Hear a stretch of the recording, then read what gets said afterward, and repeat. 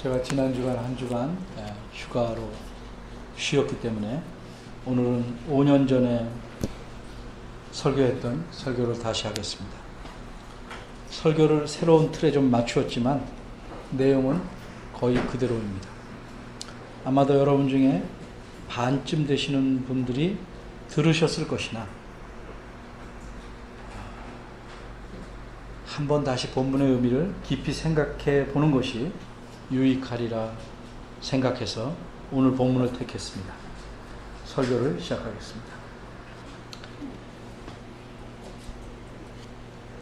사람들은 옛날부터 산이나 들에 짐승을 잡을 때 여러 가지 방법을 사용했습니다.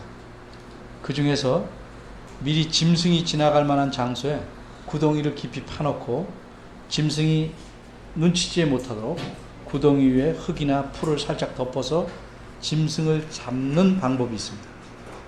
이 구덩이를 뭐라고 그러는지 알지요? 함정이라고 합니다.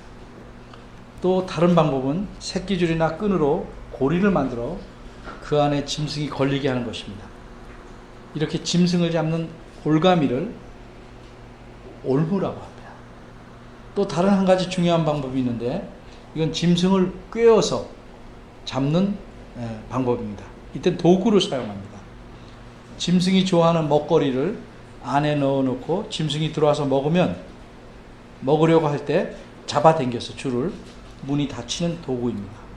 이것을 뭐라고 하는지 알죠? 어린이들도 알죠? 덫입니다. 오늘은 어째서 이렇게 사냥하는 방법이나 도구에 대해서 말씀하는지 짐작하실 겁니다.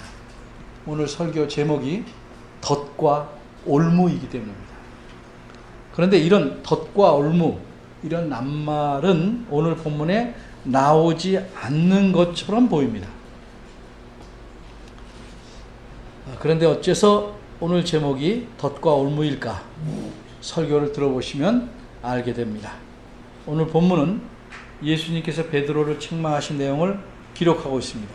두 가지로 나눠 생각해 보겠습니다. 첫째는 예수님께서 책망하신 상황, 두 번째는 예수님께서 책망하신 이유, 이 두 개를 생각해 보겠습니다. 먼저 첫 번째, 예수님께서 책망하신 상황. 먼저 예수님께서 베드로를 무엇이라고 책망하셨는지 보겠습니다. 23절을 먼저 봅니다. 예수님께서 베드로에게 이렇게 말씀합니다. 사단아, 내 뒤로 물러가라. 너는 나를 넘어지게 하는 자로다. 이거 굉장히 심한 말씀입니다. 베드로는 악한 사람이 아닙니다. 베드로는 오히려 예수님의 제자입니다. 그런데도 예수님 베드로에게 사탄아 이렇게 말씀하셨습니다. 이런 말씀은 장난으로 해도 심한 말입니다. 그런데 그 뒤에 나오는 말씀을 들으면 예수님께서 장난으로 그렇게 말씀하는 것이 아닙니다.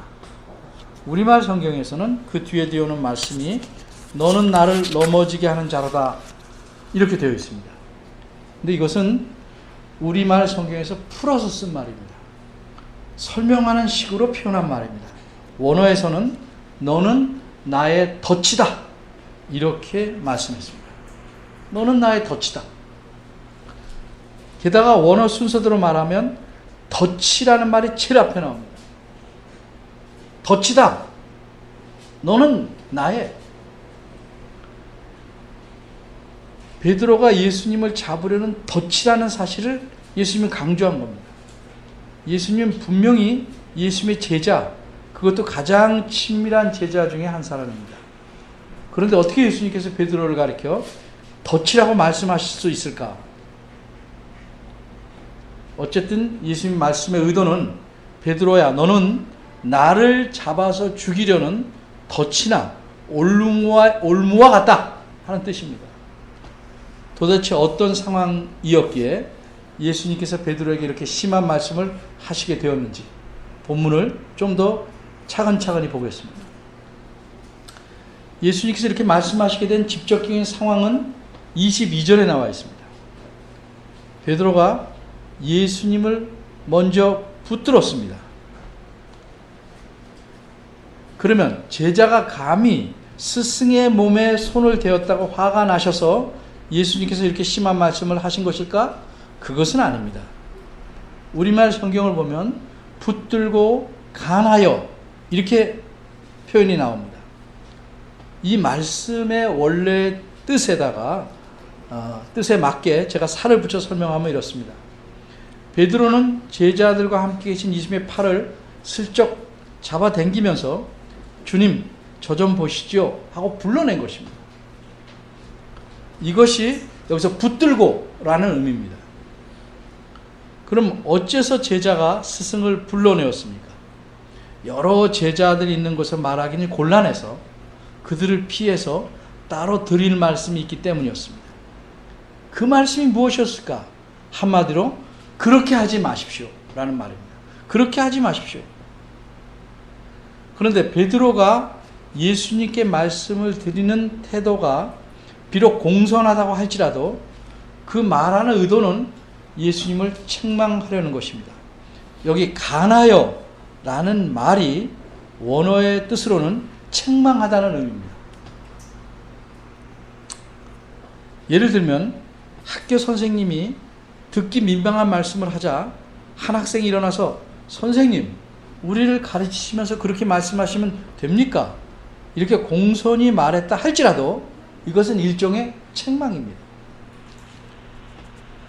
그런데 왜 책망을 할까요? 상대가 잘못했다라고 판단을 하기 때문입니다. 베드로의 생각에는 예수님이 비록 스승이시지만 적어도 이번 일만은 분명히 잘못하시는 것이다 이렇게 보였습니다.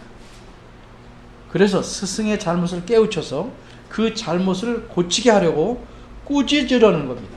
책망하려는 겁니다. 그런데 다른 제자들 앞에서 스승을 꾸짖을 수는 없었습니다. 그래서 예수님을 불러낸 것입니다. 그런데 베드로는 이 한마디만 책망하려고 하지 않았습니다. 만일 예수님께서 베드로의 말을 탁 자르시고 야단치시지 않았다면 베드로의 책망은 계속되었을 것입니다. 길게 계속되었을 겁니다. 어째서 목사님은 그렇게 해석할 수 있습니까? 그 이유는 원어에서 이렇게 표현하고 있기 때문입니다. 베드로가 그분을 책망하기 시작하였다. 근데 시작하자마자 잘린 겁니다. 이와 같이 예수님을 책망하려고 시작한 말, 꺼낸 말이 무엇인지 압니까? 주여 그리 마옵소서 이 일이 결코 주에게 미치지 아니하리이다. 이렇게 말했습니다. 그런데 베드로가 이 말을 하고 나서 더 이상 예수님을 책망할 수 없었습니다. 왜? 23절에서 보시는 바대로 예수님께서 돌이키시면서 즉시 베드로에게 심하게 들리는 말씀을 하심으로써 베드로의 말을 끊으셨기 때문입니다. 그럼 여기서 우리가 생각할 것은 베드로가 결코 주님께 미치지 아니하리이다 라고 말한 일, 다시 말해서 예수님에게 절대로 일어나서는 안 된다는 그 일이 무엇인가 하는 점입니다. 이것을 알려면 그 앞에 있는 구절인 21절을 봐야 합니다. 21절은 이때로부터라는 말씀으로 시작합니다. 여기서 이때란 어느 때를 가리킵니까? 그 앞부분인 13절에서 20절의 상황이 일어난 때입니다. 제가 계속 성경을 설명하기 때문에 그냥 가만히 듣고 계시면 여기 이른바 웃기는 말 이런 게 하나도 없어서 그냥 저절로 잠이 들어요. 그러니까 성경을 자꾸 따라오셔야 됩니다. 성경을 계속 따라오시지 않으면 여러분 다 주무십니다. 그거 안 되면 꼬집으면서라도 따라오셔야 됩니다. 13절에서 20절에 일어난 상황을 풀어 말씀드리자면 제자들의 대표로서 베드로가 예수님이 누구신지에 대해서 올바르게 고백한 때입니다. 그러니까 이때로부터라는 말은 제자들이 예수님이 누구신지를 바르게 고백하고 난 후부터라고 말할 수 있겠습니다. 예수님은 그리스도시요 살아계신 하나님의 아들이다. 이렇게 고백한 뒤로 예수님께서는 제자들에게 가르치기 시작합니다. 21절 끝부분에 보면 비로소 가르치시니 라는 표현이 곧 가르치시기 시작했다 하는 뜻입니다. 그러면 예수님은 제자들에게 무엇을 가르치셨는가? 예수님은 자신이 예루살렘에 올라가셔서 당하게 될 일이 무엇인지를 가르치셨습니다. 예수님은 그 나라의 서울인 예루살렘에 올라가게 되면 거기서 많은 고난을 당하실 겁니다. 그리고 마침내 죽임을 당하실 겁니다. 그러면 누가 예수님에게 그렇게 수많은 고난을 가하고 마침내는 예수님을 죽일 것인가? 예수님께서는 그들이 누군지를 아주 밝히 말씀합니다. 그들은 세 종류의 집단입니다. 21절 보면 장로들과 대제사장들과 서기관들입니다. 이들은 그 당시 유대 나라의 최고 법정을 이루고 있는 지도자들입니다. 우리식으로 말하면 대법원이나 헌법재판소의 재판관들하고 비슷한데 이들이 가진 권력은 우리나라의 그런 판사들보다 훨씬 강합니다. 이들은 모두 71명으로 이루어졌고 이들이 구성한 법정의 이름은 사내들인 공회라고 합니다. 장로들이란 각 지역과 가문을 대표하는 유력한 인물들이고 대제사장들이란 그 당시 로마 정부가 임명해서 대제사장을 지낸 사람들과 현직 대제사장입니다. 서기관들이란 율법을 가르치는 선생들입니다. 여기서 재판을 열고 선고를 합니다. 이와 같이 모든 유대인들의 운명은 이들의 손에 달려 있는 것입니다. 그런데 이들이 하나님의 아들이신 예수님에게 유죄를 선고합니다. 그 죄목이 무엇인가? 하나님을 모욕하고 하나님의 백성을 미혹시켰다 하는 죄목입니다. 이렇게 뒤집어 씌울 수가 없습니다. 그래서 예수님에게 심한 고통을 가하고 마침내는 십자가에 죽게 합니다. 이렇게 될 사실을 예수님은 미리 아시고도 자발적으로 자원해서 예루살렘으로 올라가시려는 것입니다. 그래서 베드로는 예수님을 책망합니다. 베드로의 생각으로는 예수님의 행동이 옳게 보이지 않습니다. 어째서 자발적으로 예수님은 죽음의 길로 가려고 하시는가? 아직 하실 일이 많지 않은가? 일찍 죽으시기에는 너무 아깝지 않은가? 예수님은 수많은 병자들을 고치셨습니다. 못 고친 병자들이 없습니다. 중풍병자와 문둥병자까지 고치셨습니다. 귀신 들린 자도 말끔히 고쳤습니다. 심지어 죽은 자도 살리셨습니다. 굶주린 수많은 사람들을 먹이셨습니다. 이런 일을 계속하시면 죽는 것보다 훨씬 나을 것 아닙니까? 그 나라 모든 백성들이 존경하고 지지하는 위대한 분입니다. 이분이 만일 왕이 되시면 유대 나라는 다윗 왕이나 솔로몬 왕 때처럼 아니 그 이상으로 매우 강한 나라가 될 것입니다. 그런데 이분이 예루살렘에 올라가서 죽으시겠다는 겁니다.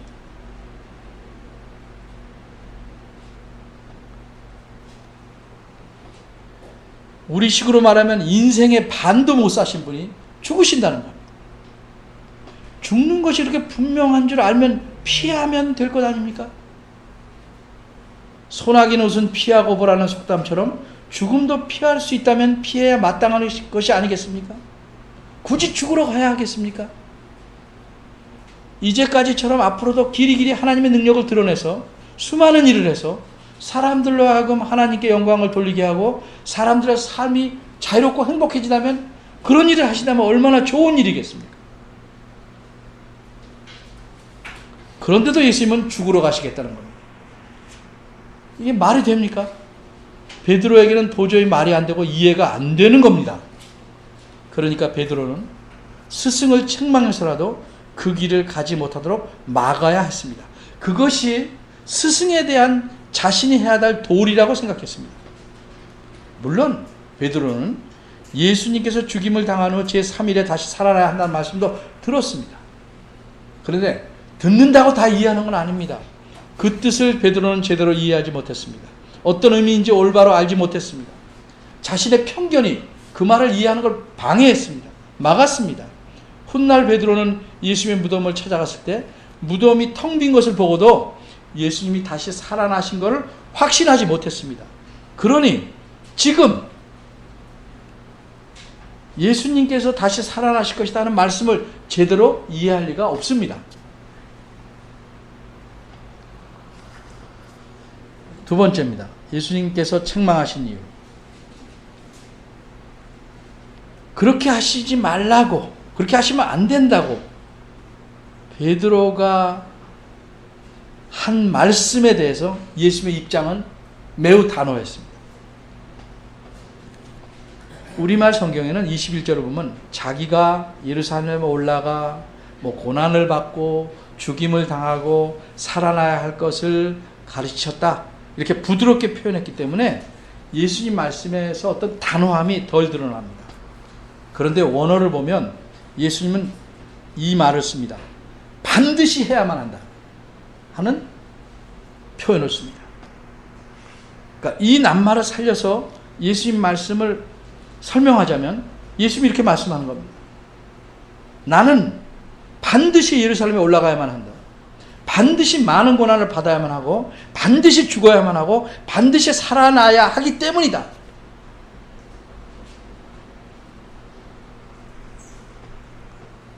예수님은 반드시 그렇게 해야만 하기에 고난을 또 죽음을 피할 수 없으며 반드시 살아나야만 한다고 말씀하셨습니다.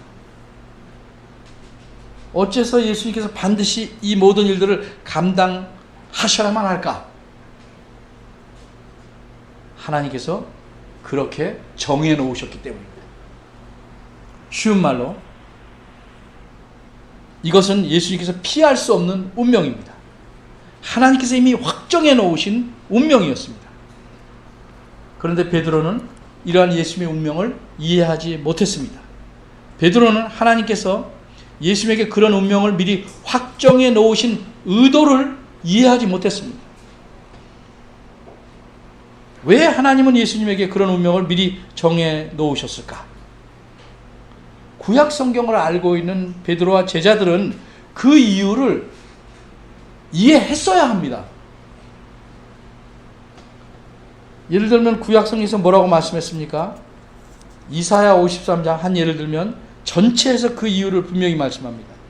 그 중에서 몇 구절만 표준 세번역 개정판으로 제가 읽겠습니다. 그는 실로 우리가 받아야 할 고통을 대신 받고 우리가 겪어야 할 슬픔을 대신 겪었다. 우리는 모두 양처럼 길을 잃고 각기 제 길로 흩어졌으나 주님께서 우리의 모두의 죄악을 그에게 지우셨다.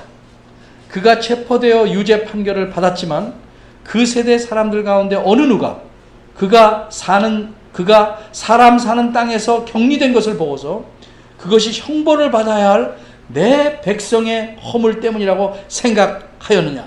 4절 6절 8절입니다. 이사야 53장. 그러나 베드로와 제자들은 예수님께서 고난 받으셔야만 하고 죽으셔야만 하고 다시 살아나야만 하는 그 이유를 알지 못했습니다. 바꿔 말해서 하나님의 구원 계획을 알지 못했습니다. 성경을 봐도 제대로 이해 못한 겁니다. 그러기에 베드로는 앞에 나서서 예수님을 막아선 겁니다. 베드로가 예수님에게 한 말은 원어대로 표현하면 이렇습니다. 우리말하고 조금 다릅니다. 주여, 당신에게 자비가 있을 것입니다. 그러니 당신에게 이것이 결코 생기지 않을 것입니다.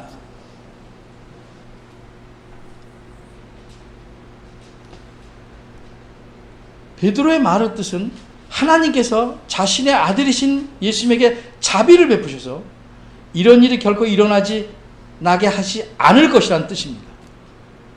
베드로의 말 자체는 얼핏 들으면 매우 그럴듯하십니다. 하나님은 참으로 자비와 긍휼이 풍성하신 분입니다. 더구나 하나님께서 늘 자신에게 순종하시며 하나님의 영광을 위해서만 살아오신 예수님에게 죽음이라는 끔찍한 일이 일어나게 하시겠습니까? 또 죽음이라는 건 죄값으로 임하는 것인데 어찌 죄가 없으신 예수님이 죽으셔야 합니까? 게다가 예수님은 하나님의 아들이십니다. 그런데 어찌 예수님이 죽어야만 하는 일이 생기겠습니까? 이것이 베드로의 생각입니다. 그런데 이러한 말은 하나님을 많이 알고 말하는 것 같고 하나님을 위해 말하는 것 같지만 실상은 하나님의 계획과 하나님의 의도와는 완전히 반대되는 말입니다. 이런 말이 어디서 나왔겠습니까? 베드로의 생각에서 나온 겁니다. 성경을 이해하는 데서 나온 게 아닙니다. 베드로의 말을 들으신 예수님은 아주 대차게 말씀합니다. 내 뒤로 물러가라 사탄아. 어떻게 이런 말씀을 베드로에게 하실 수 있을까? 바로 얼마 전에 예수님이 베드로를 아주 크게 칭찬하셨습니다. 너희는 나를 누구라 하느냐 물으시자 베드로는 주는 그리스도시요 살아계신 하나님의 아들입니다. 이렇게 고백하였기 때문에 크게 칭찬했습니다. 뭐라고 하셨습니까? 너는 베드로라 이 반석 위에 내 교회를 세우겠다. 이렇게 말씀하셨습니다. 그런데 이번엔 베드로를 사탄이라고 부르십니다. 어찌된 일입니까? 사탄이 베드로로 변신했을까요? 그렇지 않지요. 성경에 사탄이 사람으로 변신한 예가 전혀 없습니다. 아니면 사탄이 베드로를 조종해서 예수님을 막았을까요? 그렇게 볼 수는 있겠지만 사실은 그렇지 않습니다. 왜? 왜 그럴까요? 사탄은 예수님을 죽이려고 애를 써왔습니다. 자기가 시험할 때 먹히지 않으니까 이제는 죽이려고 애를 써왔습니다. 그래서 사탄은 하나님의 아들이신 예수님을 죽이면 자신이 승리한다고 생각했습니다. 그래서 누가복음 22장 3절을 보면 사탄이 가룟 유다 속으로 들어갑니다. 그래서 가룟 유다로 하여금 예수님을 배반하고 팔아먹게 합니다. 왜? 그렇게 해서 예수님을 죽이기 위해서입니다. 이게 사탄의 계획입니다. 그렇게 베드로가 예수님을 죽으러 가지 못하게 막으려는 것은 사탄이 베드로를 조종한 게 아닙니다. 그 반대입니다. 사탄은 죽이려고 합니다. 근데 베드로는 막습니다. 훌륭한 일을 한 것 같아요. 이렇게 기가 막힌 일을 했는데 어째서 예수님이 베드로를 사탄이라고 했는가? 어린이를 위해서 예를 들어보겠습니다. 어떤 아이가 아주 영리하고 깜찍하게 굴면 우리는 그 아이에게 아유 이 여우 좀 봐라 이렇게 말할 경우가 있습니다. 또 못된 짓만 하고 사람 닿지 못하면 저 인간은 개야 이렇게 말하기도 합니다. 이런 말들은 다 동물의 한 특징을 따서 말하는 비유적인 표현입니다. 이와 마찬가지로 예수님께서 반드시 행해서 이루셔야 할 하나님의 계획을 막으려는 것은 사탄이 하려는 짓입니다. 그러기에 베드로를 향해서 예수님은 비유적으로 사탄아! 라고 말씀하신 겁니다. 베드로가 하려는 일이 얼마나 악한 일인지 그 다음 말씀으로 예수님이 알려줍니다. 예수님이 베드로에게 너는 나를 넘어지게 하는 자로다. 원어대로 표현하면 너는 나의 덫이다. 너는 나의 올무다. 이렇게 말씀했습니다. 베드로는 나름대로 예수님 위해서 말씀했지만 실상은 그리 마옵소서라는 말은 예수님을 덫으로 잡아 죽이려는 짓이었습니다. 이제 우리가 마지막으로 생각할 것은 베드로가 말한 이 말은 순수하고 사심 없이 충성심으로 말씀드린 것 같은데 똑같이 우리 인간적으로 인정할 수 있어요. 어째서 그 말씀이 예수님에게 덫이 되며 베드로를 사탄에 비유할 만큼 악한 일로 예수님을 보셨는가 하는 거죠.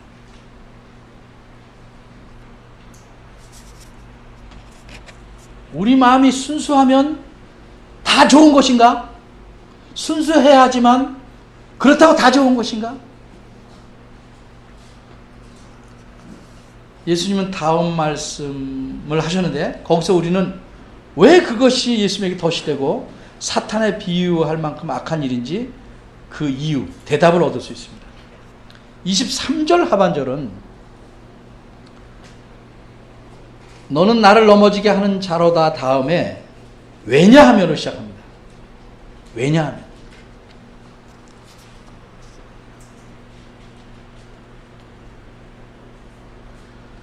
왜 그러냐 하면 우리말 성경 따르면 내가 하나님의 일을 생각지 아니하고 도리어 사람의 일을 생각하는도다. 이렇게 됐습니다. 근데 여기서 원어를 보면 하나님의 일이라는 말은 그냥 설명해 놓은 겁니다.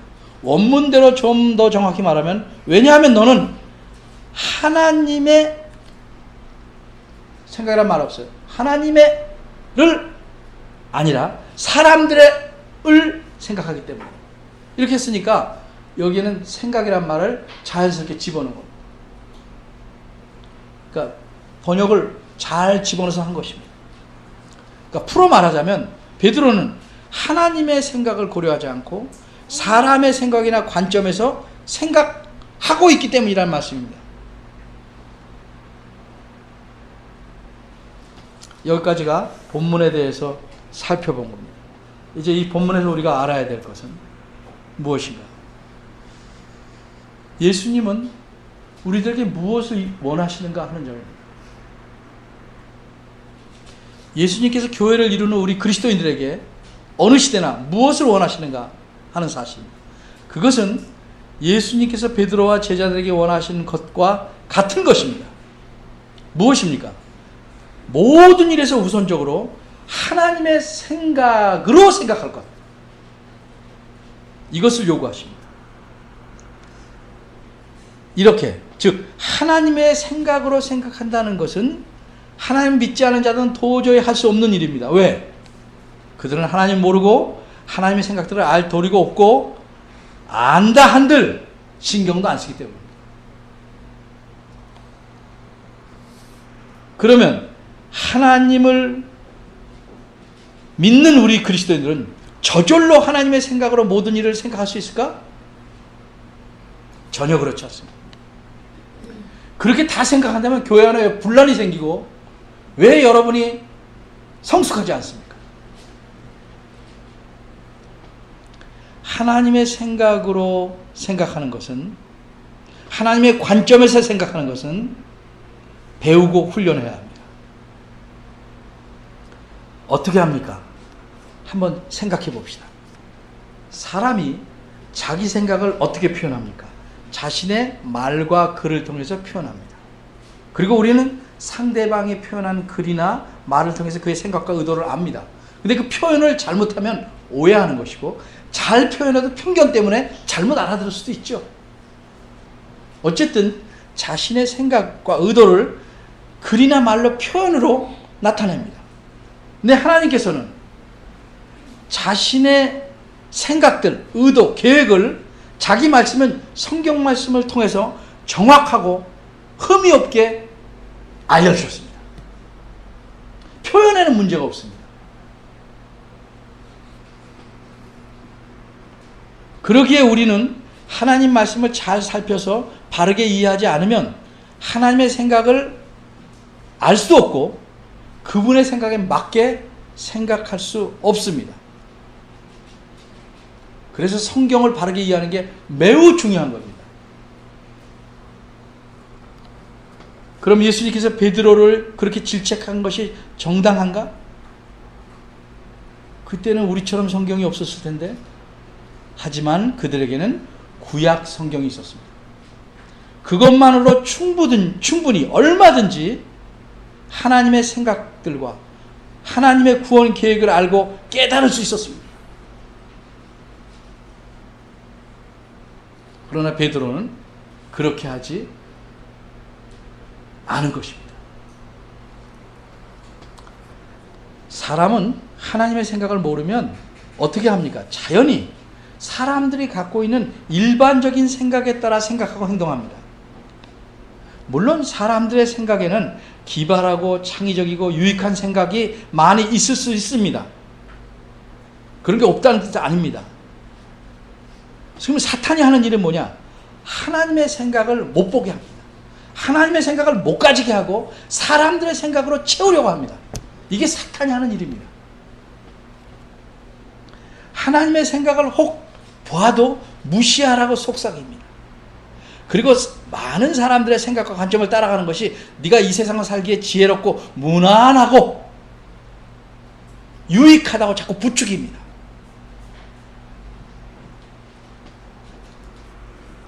하지만 그리스도인들에게는 무엇보다도 하나님의 생각, 하나님의 관점이 우선입니다. 하나님의 생각들에 맞춰 생각하고 이래야 하나님 나라가 전진하고 확장되고 하나님을 영화롭게 할 수 있는 겁니다.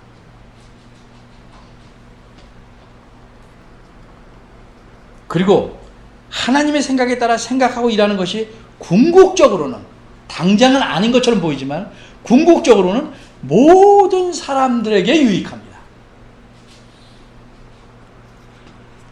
그러기에 특별히 교회에서는 하나님 말씀을 제대로 이해하지 못하거나 소홀히 하는 사람들이 열심히 일하는 것이 매우 위험합니다. 모르면 가만히 있는 게 교회를 돕는 겁니다.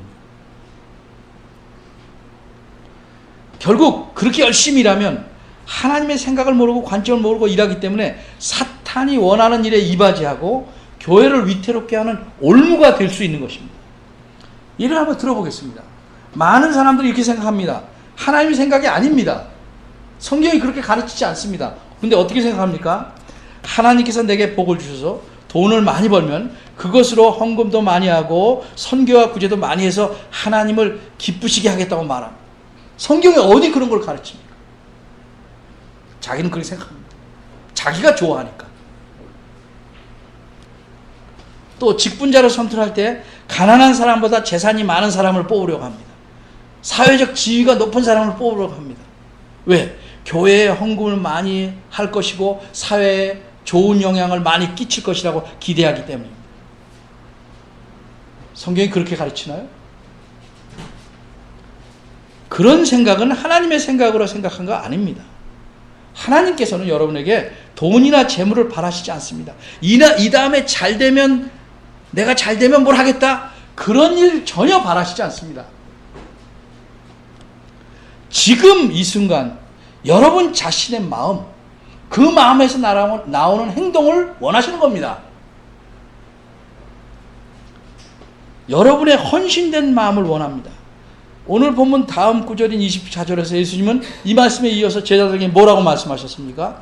이에 예수께서 제자들에게 이르시되 아무든지 나를 따라오려거든 자기를 부인하고 자기 십자가를 지고 나를 좇을 것이니라. 무슨 말씀입니까? 한마디로 예수님을 따라가려면 죽음을 각오하고 따라가라는 겁니다. 어정쩡하게 오지 말고 죽음을 각오하고 나를 따라와라. 몸은 물론이고 생명까지도 바쳐 각오로 따라오라는 말씀입니다. 근데 우리는 그리스도를 어떻게 따라가나요? 당근을 주지 않으면 결코 한 걸음도 움직이지 않으려는 고집센 당나귀. 그 당나귀를 아시죠? 비슷하지 않습니까?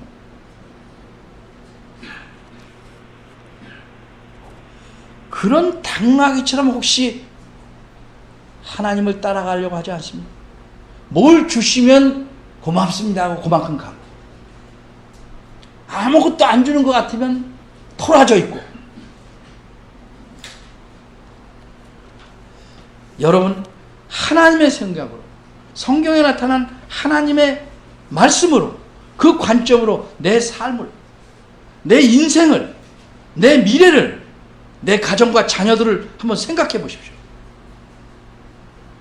세상 사람들이 생각하는 그런 생각으로 말고 내가 무엇을 위해 살아야 할지, 하나님을 믿는다고는 하지만 내 자신이, 내 자녀가, 내 가정이 이렇게 항상 우선이 돼도 되는 건지, 내가 열심을 내서 뭔가 하려는 것이 과연 사탄을 돕는 것은 아닌지, 내가 하려는 일이 주님의 교회에 올무를 놓는 것은 아닌지, 내가 모든 일을 어떤 관점으로 생각하고 누구의 생각으로 생각하는지, 내 생각의 기준인지 무엇인지를 깊이 생각하면서 살아가셔야 할 것입니다. 그런 여러분이 되기를 원합니다. 기도하겠습니다. 하나님 아버지, 참 말도 많고 생각도 복잡하고 욕심도 많은 저희들을 택하여 하나님의 자녀가 되게 하셨습니다. 이제는 하나님의 뜻대로 하나님을 이해하고 충분하진 않지만 그 말씀에 따라 살아가려고 애써야 할 텐데, 우리는 롯의 아내처럼 계속 뒤를 돌아보고 살지는 않은지 깊이 생각해 보도록 도와주옵소서.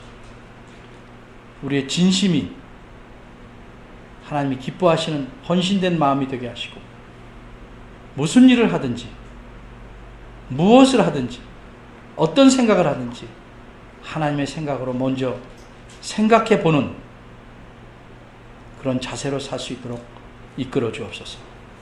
예수님의 이름으로